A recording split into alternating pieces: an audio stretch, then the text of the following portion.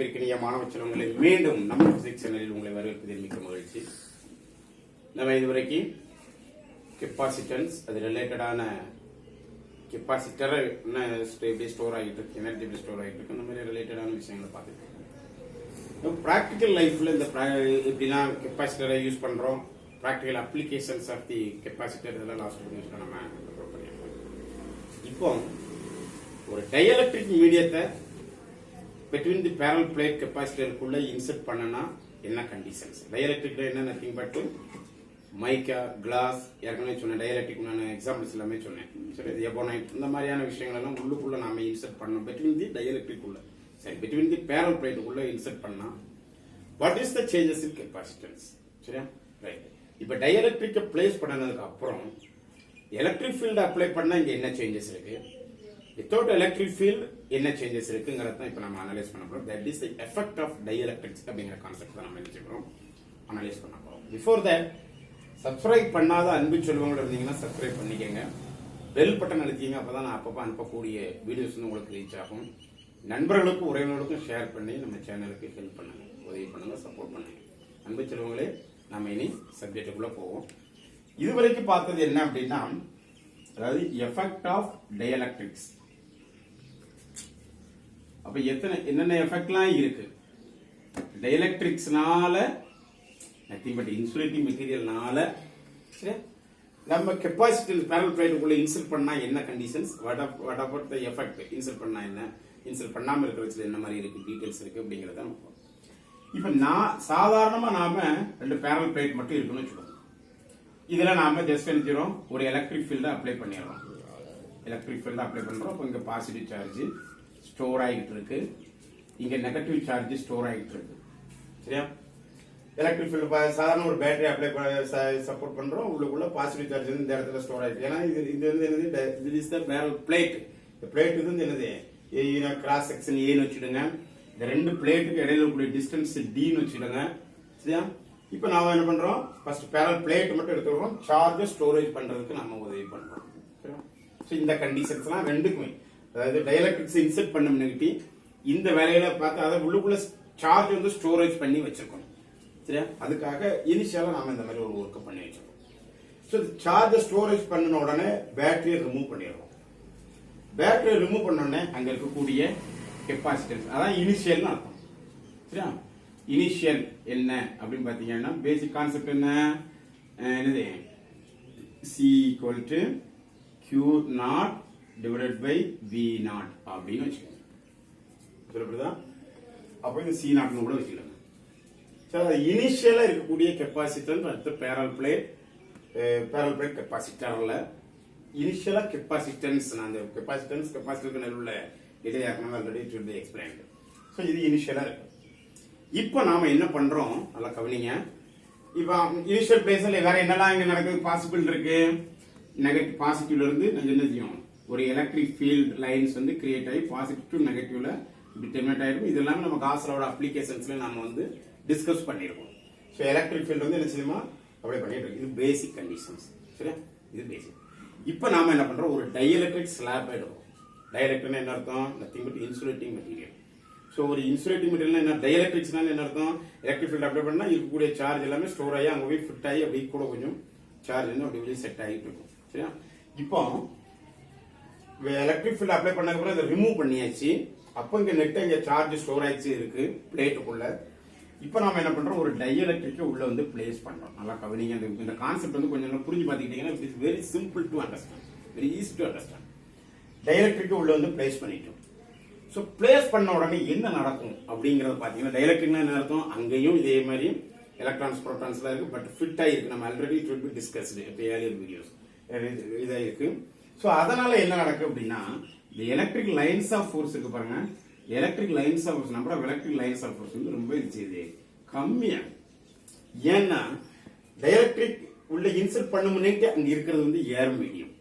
சரியா, dielectric insert பண்ணிட்டோம் அப்படின்னா dielectric is one of the medium. அந்த மீடியத்துக்குள்ள electric lines of force pass ஆகுது. சோ அப்ப அந்த மீடியத்துக்குள்ள electric lines of force pass ஆகிறச்சுல அங்க என்ன சேஞ்சஸ் இருக்கு, எலக்ட்ரிக் ஃபீல்ட்ல என்ன சேஞ்சஸ் இருக்கு அப்படிங்கறத அனலைஸ் பண்ணீங்கன்னா, நமக்கு ஏற்கனவே பேசிக் ஃபார்முலா தெரியும். E equal to 1/4/ε0 Q/r². இந்த இடத்துல d ஸ்கொயர் வச்சுக்கலாம், r ஸ்கொயர் பேசிக் ஃபார்முலா மட்டும் எடுத்துக்கோங்க. லாஜிக் சேஞ்சஸ் இல்ல. இது எங்க இனிஷியலா இருக்கக்கூடிய ஒரு கண்டிஷன்ல. சரியா? இப்போ நாம என்ன பண்றோம், டைஎலக்ட்ரிக் மீடியத்தை உள்ள இன்சர்ட் பண்றோம். சரியா? இது வந்து இனிஷியல் பிளேசஸ்ல. இப்போ டைஎலக்ட்ரிக் மீடியத்தை உள்ள இன்சர்ட் பண்றோம். அப்போ நமக்கு என்ன நடக்கும், 4/ε Q/r². சொல்ல புரியுதா? எப்சிலான்ங்கிற என்னது, பெர்மிட்டிவிட்டி ஆஃப் ஃப்ரீ ஸ்பேஸ். இது பெர்மிட்டிவிட்டி ஆஃப் டைஎலக்ட்ரிக் மீடியம். அந்த மாதிரி இருக்கு. சரியா? ரைட். இப்போ இந்த ரெண்டுக்கு இடையில உள்ள ரேஷியோவை பாருங்க. சரியா? இந்த ரெண்டுக்கு இடையில உள்ள ரேஷியோவை பாருங்க. ஸோ அதுதான் நமக்கு தேவையான அர்த்தம். ரெண்டுக்கு இடையில உள்ள ரேஷியோ பார்த்தீங்கன்னு வைங்களேன், இது ஈக்குவல் டு என்ன, ரெண்டு ரேஷியோ. அப்போ என்ன ஆகும், Q0 கேன்சல் ஆயிரும், இங்க 1/4 இதெல்லாம் கேன்சல் ஆயிரும். எடுத்து எழுதி பாருங்க, E0 divided by E equal to இங்க ஒரு 1/ε0, அப்புறம் இங்க என்ன இருக்கு, ε/1. அப்போ E0 E ஈக்குவல் டு ε/ε0. சொல்லுதா? இப்ப சொல்லுங்க பாப்போம், ε/ε0 ஈக்குவல் டு என்ன, கொஞ்சம் பழைய வீடியோஸை கொஞ்சம் ரீகால் பண்ணி பாருங்க. எங்க பார்க்கணும் அப்படின்னா, இந்த கூலும்ஸ் லாவோட கிளியர் எக்ஸ்பிளனேஷன் ஒரு 20 நிமிஷத்துக்கு மேல வரக்கூடிய ஒரு வீடியோ நான் வந்து ஏற்கனவே அப்லோட் பண்ணியிருந்தேன். ஸோ அந்த வீடியோவை கொஞ்சம் ரீகால் பண்ணி பார்த்தீங்கன்னா இதே மாதிரியான ஒரு கான்செப்ட் அங்கே வரும். இங்க எலக்ட்ரிக் ஃபீல்டுக்கு பதில் அந்த கூலும்ஸ் ஃபோர்ஸ் நம்ம யூஸ் பண்ணியிருப்போம். சரியா? ஸோ இந்த ε/ε0 ஈக்குவல் டு என்ன அப்படின்னா, தட் இஸ் ரிலேட்டிவ் பெர்மிட்டிவிட்டி. சரியா? சம் புக்ஸ்ல வந்து பெர்மியபிலிட்டின்னு போட்டுக்கிற மாதிரி நான் என்கிட்ட சொன்னாங்க. ஸோ நீங்க அதை கொஞ்சம் பார்த்துக்கணும், புக்கை ரெஃபர் பண்ணுங்க. நான் ஏற்கனவே சொல்லியிருக்கேன், எப்படி படிக்கணுங்கிற ரீதியில் அந்த ரெஃபர் பண்ணக்கூடிய இடங்கள்ல இடத்துல என்னது, ரிலேட்டிவ் பெர்மிட்டிவிட்டி. ஏற்கனவே அந்த கூலும்ஸ் எக்ஸ்பிளைன் பண்றதுலயே I will give the explanation about relative permittivity. Relative பெர்மிட்டிவிட்டினா என்ன அப்படின்னா, நத்திங் பட் இந்த இடத்தை பொறுத்தவரை டைஎலக்ட்ரிக் கான்ஸ்டன்ட். ஸோ அப்போ டைஎலக்ட்ரிக் கான்ஸ்டன்ட்னாலும் ரிலேட்டிவ் பெர்மிட்டிவிட்டினாலும் ஒன்று தான். What is the S unit of relative permittivity? பழச கொஞ்சம் ரீகால் பண்ணி பார்த்தீங்கன்னா, இட் ஹஸ் நோ யூனிட். யூனிட்டே கிடையாது. நான் இத்த எக்ஸாம்பிள் உங்களுக்கு வந்து குழப்பி கேட்பாங்கன்னு சொல்லியிருக்கிறேன். What is the S unit of dielectric constant R relative permittivity? Permittivity unit நமக்கு தெரியும். ரிலேட்டிவ் பெர்மிட்டிவிட்டினா அதையும் ஆப்ஷனா கொடுத்துருப்பாங்க உங்களை குழப்பறதுக்காக. என்ன அர்த்தம், நோ யூனிட். சரி, ஸோ இந்த இடத்துல டைஎலக்ட்ரிக் கான்ஸ்டன்ட் இருக்கு. அப்போ E0 divided by E equal to εr. So that அப்போ இங்க நமக்கு தேவையான என்னது, after insulation the dielectric material what is the electric field between the given plate அப்படிங்கறத பார்க்கணும். ஸோ இதை பார்த்தீங்கன்னு வைங்க, அப்ப என்ன வரும், E0 டிவைடட் பை εr. சொல்ல புரியுதா? அப்போ இங்க நம்ம டைஎலக்ட்ரிக் மெட்டீரியல் உள்ள பிளேஸ் பண்ண உடனே ஏற்கனவே நம்ம கொடுத்த சார்ஜஸ் வந்து சார்ஜ்ல சேஞ்சஸ் இல்ல, சார்ஜஸ்ல எந்த ஒரு சேஞ்சஸுமே இல்ல. அப்ப என்ன ஆகுது, எலக்ட்ரிக் லைன்ஸ் ஆஃப் ஃபோர்ஸ்ல மட்டும் சேஞ்சஸ் இருக்கு. ஒய் பிகாஸ் டைஎலக்ட்ரிக் மீடியத்தை நம்ம உள்ள இன்சர்ட் பண்றோம். சொல்ல புரியுதா? அப்போ அது எவ்வளவு சேஞ்சஸ் இருக்கு அந்த எலக்ட்ரிக் ஃபீல்டுல, E equal to E0 divided by εr. சொல்ல புரியுதா? அப்ப இதுல இருந்து என்ன மீனிங் தெரியுது, அப்போ ஒரு டைஎலக்ட்ரிக் மீடியத்தை பிளேஸ் பண்ணும்போது அங்க எலக்ட்ரிக் ஃபீல்டுல என்ன செய்யுது, அதாவது டைஎலக்ட்ரிக் மீடியம், அதாவது டைஎலக்ட்ரிக் கான்ஸ்டன்ட் ஒன்னோட அதிகமா இருந்துச்சு அப்படின்னா கண்டிப்பா ஒன்னோட அதிகமா தான் இருக்கும். ஏற்கனவே தெரியும், நம்ம எப்பவுமே அக்யூரேட் வேல்யூ தெரியலன்னா ஏதோ ஒண்ணு கம்பேர் பண்ணி நம்ம சில நிறைய யூனிட்ஸ்ல நமக்கு வந்து மேசிவ் யூனிட்ஸ்ல இந்த மாதிரி இருக்கும் தெரியும். அதாவது one of the very important units in this chapter εr. Relative பெர்மிட்டிவிட்டிங்கிறது நமக்கு இருக்கிறதுல மேசிவ் மீடியம் பாத்தீங்கன்னா ஏர் மீடியம் தான் பாத்தீங்க. சோ அதனால நம்ம என்ன பண்றோம், ஏர் மீடியத்துல ஒன்னா இருந்துச்சுன்னா மத்த மீடியத்துல எப்படி நல்லா அண்டர்ஸ்டாண்ட் பண்ணிக்கிறோம். இந்த மாதிரி யூனிட்ஸ் நிறைய இந்த மாதிரியான யூனிட்ஸ் இருக்கு. சரியா? அப்பப்போ வரைச்சு நம்ம 12th பிசிக்ஸ்ல வரக்கூடிய டைப் வரைக்கும் மேசிவ் ஏர் மீடியத்துல ஒன்னா இருந்துச்சு அப்படின்னா மத்த மீடியத்துல என்ன அப்படின்னு என்ன அர்த்தம், ஒன்னோட கண்டிப்பா அதிகமா தான் இருக்கும். ஏற்கனவே நம்ம பழைய கிளாஸஸ்ல பாத்தீங்கன்னா தெரியும், வாட்டருக்கு வந்து 80.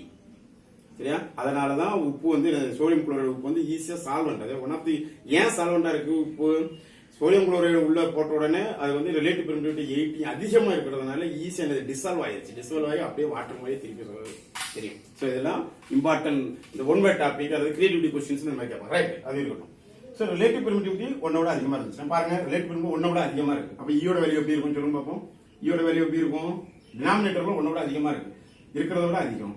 அப்ப எலக்ட்ரிக் ஃபீல்டோட வேல்யூ என்ன செய்யும், ஏற்கனவே நெட் இருக்கக்கூடிய எலக்ட்ரிக் ஃபீல்டோட வேல்யூ என்னது, ஏற்கனவே இருக்கக்கூடிய எலக்ட்ரிக் ஃபீல்டோட வேல்யூ விட இது கம்மியா இருக்கும். சரியா? சரி, ரைட். இந்த பார்ட் ஃபர்ஸ்ட் நல்லா அண்டர்ஸ்டாண்ட் பண்ணிக்கங்க. சரியா? அப்ப இங்க என்ன நடக்கு, ஃபர்ஸ்ட் நாம ஒரு சார்ஜ் டைஎலக்ட்ரிக் பேரல் பிளேட் உள்ள இன்சர்ட் பண்ண உடனே சார்ஜ்ல எந்த சேஞ்சஸும் இல்ல, பட் எதுல சேஞ்சஸ் இருக்குமா?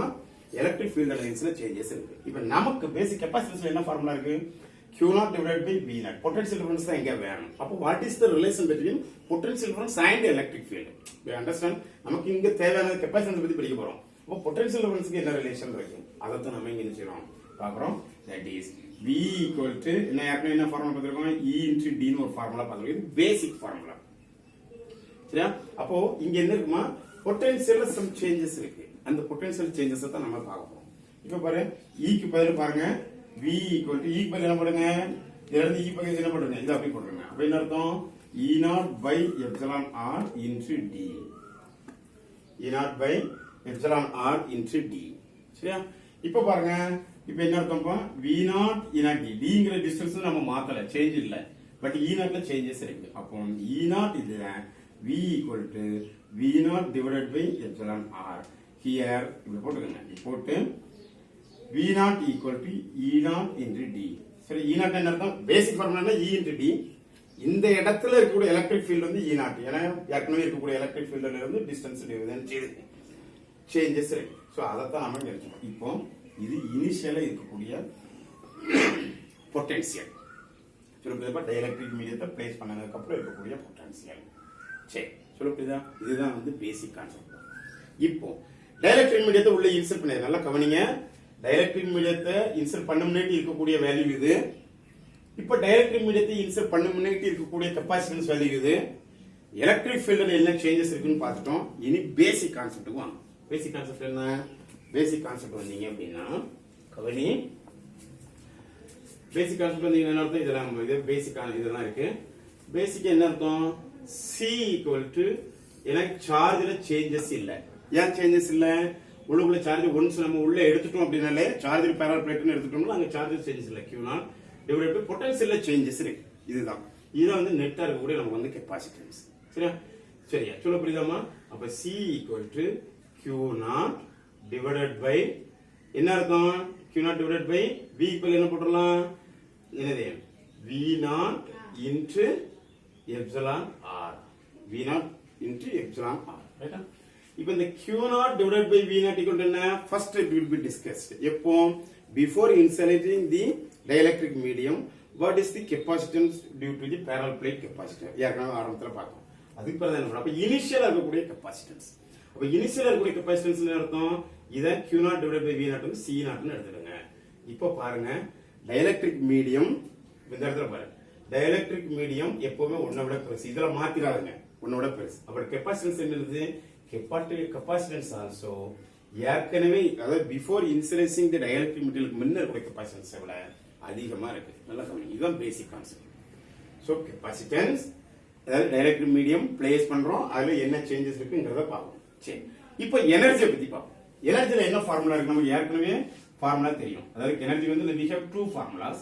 சரியா? U equal epsilon equal to Q square divided by 2C. ஏற்கனவே நம்ம படிச்ச formula, basic formula.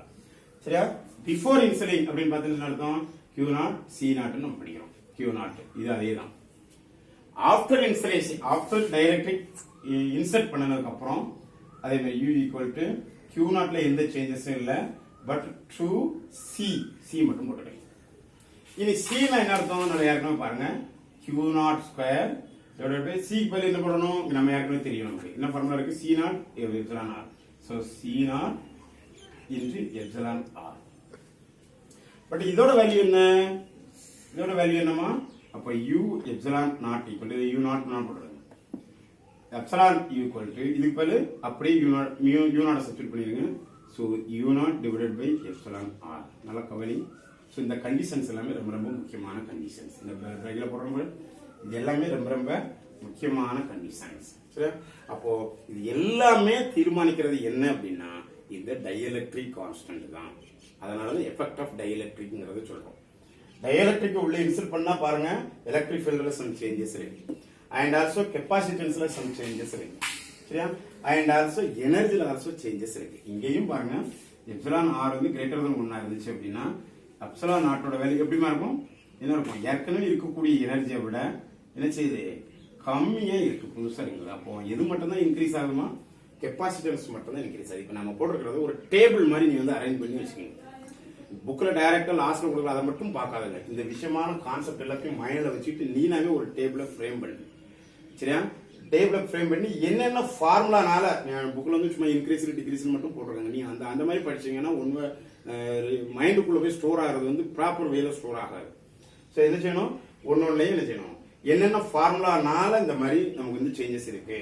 C equal to C0 into epsilon r, U equal to U0 divided by epsilon r, E equal to அதே மாதிரி என்ன E equal to E0 divided by epsilon r. இந்த மாதிரி ஒரு proper வேல நீ வந்து ஃபார்முலாவோட எழுதி இந்த மாதிரி டேபிள் எழுதி படிச்சீங்க அப்படின்னா surely will get என்னது கான்செப்ட் வந்து மைண்ட விட்டு போகாது. கண்டிப்பா இது ரிலேட்டடான ஒன் வேர்ட்ஸ் வந்து கேட்பாங்க. உங்களுக்கு வந்து it is very useful to your competitive examination purpose. Okay right, இதுதான் ரொம்ப ரொம்ப முக்கியமான விஷயம். இப்போ அடுத்த விஷயத்துல பார்ப்போம். சரி, இப்போ நம்ம என்ன பண்ணல, டைஎலக்ட்ரிக் உள்ள பிளேஸ் பண்ணியாச்சு. இதுல எலக்ட்ரிக் ஃபீல்ட நம்ம அப்ளை பண்ணல extra. After inserting the dielectric material we are not giving electric field into the parallel plates. So அந்த கண்டிஷன்ல என்னங்கறத பார்ப்போம். டைஎலக்ட்ரிக் ஃபீல்ட் எலக்ட்ரிக்ஸை இன்செர்ட் பண்ணனதுக்கு அப்புறம் அங்க எந்த ஒரு இனிஷியல் எலக்ட்ரிக் ஃபீல்ட் நாம எதுவுமே அப்ளை பண்ணல. சரி, இப்போ நாம இதுல எலக்ட்ரிக் ஃபீல்ட் அப்ளை பண்ணிட்டோம்னு வைங்க. அப்ப இங்க என்ன நடக்கும்? சரி, இந்த கான்செப்ட் நல்லா புரிஞ்சுக்கங்கம்மா. So this is very important. சரியா? இப்போ எலக்ட்ரிக் ஃபீல்ட் அப்ளை பண்ணிட்டோம்னு வச்சுக்கோங்க. இதுல எக்ஸஸ் அகைன் நம்ம என்ன செய்றோம், ஒரு எலக்ட்ரிக் ஃபீல்ட் அப்ளை பண்றோம். சோ எலக்ட்ரிக் ஃபீல்ட் அப்ளை பண்ணல இங்க என்ன நடக்கும்? சோ புரியுது கான்செப்ட் புரியுதா? எலக்ட்ரிக் ஃபீல்ட் நம்ம இங்க அப்ளை பண்ணியாச்சு. அங்க எதுல சேஞ்சஸ் இருந்துச்சு? எலக்ட்ரிக் லைன்ஸ் ஆஃப் ஃபோர்ஸ்ல சேஞ்சஸ் இருந்துச்சு, சார்ஜ்ல சேஞ்சஸ் இல்ல. சரியா? அங்க சார்ஜ்ல சேஞ்சஸ் இல்ல. இங்க என்னது, electric field lines of force அதே மாதிரி தான் இருக்கும், சேஞ்சஸ் இல்ல. பட் ஸ்டோரிங் தி சார்ஜஸ்ல வந்து சேஞ்சஸ் இருக்கு. அப்போ எதுல அங்க எதுல சேஞ்சஸ் இருக்கு, அது இன்க்ரீஸ் ஆர் டிக்ரீஸ் ஆகுது ரெண்டா பார்க்கணும். எந்தெந்த விஷயத்துல சேஞ்சஸ் இருக்குங்கிறத ஃபர்ஸ்ட் அண்டர்ஸ்டாண்ட் பண்ணிக்கணும். நம்ம எக்ஸஸ் எலக்ட்ரிக் ஃபீல்ட் உள்ள அப்ளை பண்றோம். அப்ப சார்ஜோட கண்டக்டிவிட்டி இங்க அதிகமா நினைச்சும் உள்ள போய் பேரலல் பிளேட்டுக்குள்ள ஸ்டோர் ஆகிட்டே இருக்கும். அதே மாதிரி இங்கே நெகட்டிவ் சார்ஜ் வந்து ஸ்டோர் ஆகிருக்கும். அப்ப சார்ஜ்ல சம் சேஞ்சஸ் இருக்கு ஆஃப்டர் இன்சர்ஷன் தி டைஎலக்ட்ரிக் மெட்டீரியல். சரியா? இப்போ அதனால இதுல இருந்து என்ன பாருங்க, பேசிக் இருக்கக்கூடிய ஃபார்முலா நமக்கு தெரியும். C0 equal to Q0 divided by V0. இது ஏற்கனவே என்னன்னா ஃபார்முலா, அது அப்படியே இருக்கணும். இப்போ பொட்டன்ஷியல்ல என்ன சேஞ்சஸ் இருக்கு? சரியா? பொட்டன்ஷியல்ல என்ன சேஞ்சஸ் இருக்கு? பேசிக் ஃபார்முலா என்ன நமக்கு ஏற்கனவே தெரியும். C equal to, சரியா? இப்போ சார்ஜஸ்ல சேஞ்சஸ் இருக்குன்னு சொன்னேன். எவ்வளவு சேஞ்சஸ் இருக்கும்? டிபெண்டிங் அப்பான் தி என்ன அர்த்தம், ஏற்கனவே இருக்கக்கூடிய சார்ஜஸ், ஏற்கனவே இருக்கக்கூடிய ஆஃப்டர் எலக்ட்ரிக் ஃபீல்ட் அப்ளை பண்ணிட்டு இருக்கக்கூடிய சார்ஜ் இன்டு எப்சிலான் ஆர். சரியா? அப்ப இதுல என்ன இருக்கும், கெபாசிட்டன்ஸ்ல இருக்கக்கூடிய சேஞ்சஸ் என்ன? C equal to என்ன அர்த்தம்? C equal to என்ன அர்த்தம்? Q0 divided by V0. சரியா? இங்க Q வந்து என்னமா, இது வந்து ஏற்கனவே இருக்கக்கூடிய பேசிக் ஆரம்பத்தில் சொன்னால அந்த இது. நெக்ஸ்ட் இப்போ எலக்ட்ரிக் ஃபீல்ட் அப்ளை பண்ணாச்சு வித் டைஎலக்ட்ரிக் மெட்டீரியல். அப்ப என்ன கெபாசிட்டன்ஸ் இருக்கும்? C equal to Q by V0. இதெல்லாம் நோட் பண்ணிக்கங்க. அங்க எலக்ட்ரிக் ஃபீல்ட்ல சேஞ்சஸ் இருந்துச்சு, அதனால பொட்டன்ஷியல் ஃபீல்ட்லயும் பொட்டன்ஷியல் டிஃபரன்ஸ்லயும் சேஞ்சஸ் இருந்துச்சு. இங்க ஒன்லி பொட்டன்ஷியல் டிஃபரன்ஸ் வந்து கான்ஸ்டன்ட். ஏன்னா நம்ம கொடுக்கக்கூடிய பொட்டன்ஷியல் டிஃபரன்ஸ் வந்து என்ன செய்யும், ஏற்கனவே இருக்கக்கூடிய பொட்டன்ஷியல் வந்து அது கொடுக்கக்கூடிய பொட்டன்ஷியல் வந்து கான்ஸ்டன்டா இருக்கு. சோ அப்போ இதை அப்படியே சப்ஸ்டிட் பண்ணிட்டீங்கன்னு வைங்க. சரியா? இந்த Q equal to இதை சப்ஸ்டிட் பண்ணிட்டீங்கன்னா C equal to Q பேர்ல சப்ஸ்டிட் பண்ணிருங்க, Q0 divided by V0 into epsilon r. அப்ப இது பேர் என்ன போட்டுறலாம், C equal to C0 into epsilon r. மைண்ட்ல வச்சுக்கோங்க. அப்ப இதில் எடுத்து பாரு, epsilon r greater than 1. அப்ப என்ன இருக்கும், C also என்ன அர்த்தம், C0 ஏற்கனவே இருக்கக்கூடிய கெபாசிட்டன்ஸோட அதிகமா இருக்கு. நல்லா கவனிங்க. சோ இதுதான் இங்க வந்து முக்கியமான பார்ட். அங்க எலக்ட்ரிக் ஃபீல்ட் சேஞ்சஸ் ஆச்சு, அதனால பொட்டன்ஷியல்ல சேஞ்சஸ் ஆச்சு. இங்க பொட்டன்ஷியல் டிஃபரன்ஸ் சேம் கான்ஸ்டன்டா இருக்கு, சேஞ்சஸ் இல்ல. பட் சார்ஜஸ்ல சேஞ்சஸ் இருக்கு. ஏன்னா ஏற்கனவே கொடுத்தப்போ நம்ம எக்ஸஸ் சார்ஜஸ் உள்ள ஸ்டோர் பண்றதுக்கு வித் ஹெல்ப் ஆஃப் பேட்டரி மூலமா நம்ம உள்ள கொடுத்துட்டு இருக்கிறோம். ரைட், இதை மைண்ட்ல வச்சுக்கோங்க. நெக்ஸ்ட் இந்த கான்செப்ட். இதுக்கு அடுத்து இப்போ எனர்ஜில என்ன சேஞ்சஸ் இருக்கு? ஸோ இந்த எனர்ஜில வந்துட்டு நம்ம ஏற்கனவே we have two types of formula. Energy equal to V0 equal to U0 equal to வச்சுக்கோங்க. என்ன ஃபார்முலா இருந்துச்சு? CV2 C0V. இன்னொரு ஃபார்முலா என்ன? Energy equal to Q2 by 2C ஒரு ஃபார்முலா இருந்துச்சு. இந்த இடத்துல இந்த ஃபார்முலா யூஸ் பண்ணக்கூடாது. ஒய் அப்படின்னு பாத்தீங்க அப்படின்னா, இங்க வந்து சார்ஜும் சேஞ்சஸ் ஆகுது. சரியா? மெட்டீரியல் எலக்ட்ரிக் ஃபீல்டு டைஎலக்ட்ரிக் உள்ள கொடுத்ததுனால கெப்பாசிட்டன்ஸும் சேஞ்ச் ஆயிருக்கு. ஸோ இந்த ரெண்டுமே வேரியபிளா இருந்துச்சுன்னா இதை வந்து நம்ம ஒரு கண்ட்ரோல் பண்ணது ஃபுல் ஃபில்லா நம்மளால டிசைட் பண்ணவே முடியாது, ஒரு அனலைஸ் பண்ணவே முடியாது.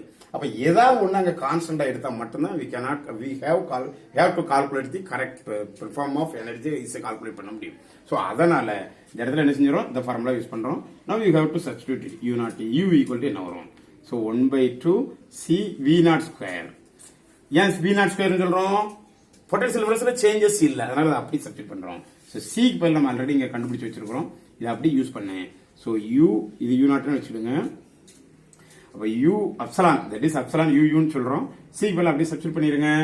1/2 சொல்லுங்க, என்ன இருக்கு, c க்கு பதிலா என்ன பண்ணனும், c naught epsilon r into v naught square.